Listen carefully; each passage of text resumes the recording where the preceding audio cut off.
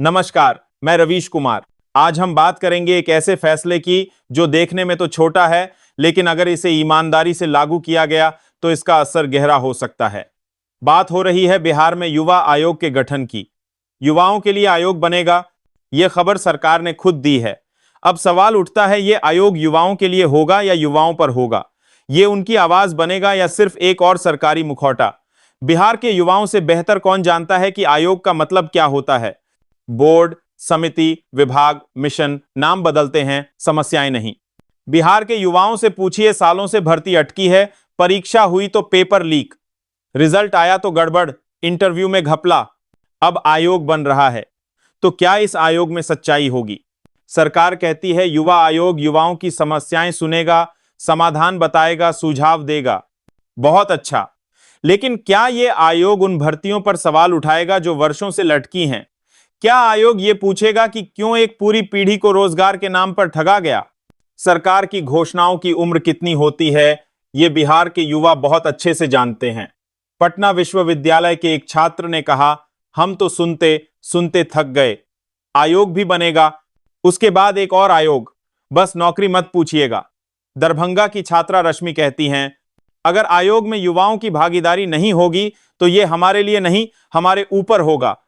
गया के एक बेरोजगार युवा ने कहा, हमसे कोई नहीं पूछता, हमसे पूछते तो बताते कि दिक्कत न सिर्फ सिस्टम में है बल्कि सोच में भी है। अब आप सोचिए, क्या यह आयोग वाकई किसी गंभीर सोच का नतीजा है या फिर चुनाव पूर्व रणनीति? क्या इससे पहले जो योजनाएं बनी थीं, कौशल विकास, स्टार्टअप नीति, छात्र क्रेडिट कार्ड, क्या वे सफल हुई? अगर नहीं तो यह आयोग किस बात का हल देगा? बिहार में 15 से 29 साल की उम्र वाले युवा आबादी का लगभग 28% है, लेकिन बेरोजगारी की दर देश में सबसे ज्यादा यही है। सीएमई के मुताबिक लाखों ग्रेजुएट हर साल निकलते हैं लेकिन रोजगार नहीं मिलता।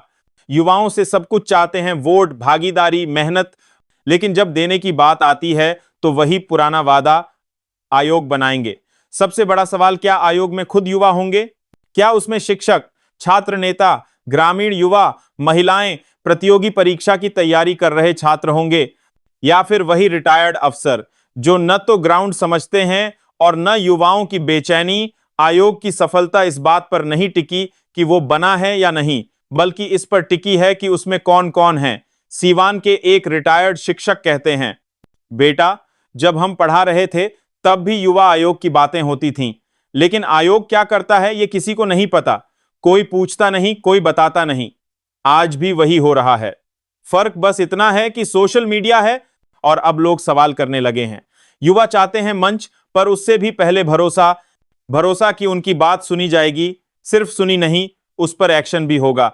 अगर आयोग सरकार का एक और विभाग बन गया तो युवा फिर निराश होंगे। अगर यह मंच बन गया उनकी बात रखने का, तो बिहार का युवा सिर्फ नौकरी नहीं मांगेगा, नीति बनाएगा। तो अब बात सीधी है, आयोग बनेगा कोई बड़ी बात नहीं है, आयोग चलेगा यह बड़ी बात है। अगर यह आयोग काम करेगा तो यह एक ऐतिहासिक मोड़ होगा, नहीं करेगा तो फिर से वही इतिहास दोहराया जाएगा जो हर बार चुनाव से पहले लिखा जाता है। अब बारी आपकी है। आप बताइए, क्या आप युवा आयोग से उम्मीद रखते हैं? क्या आपको लगता है कि यह आयोग कोई फर्क ला सकता है?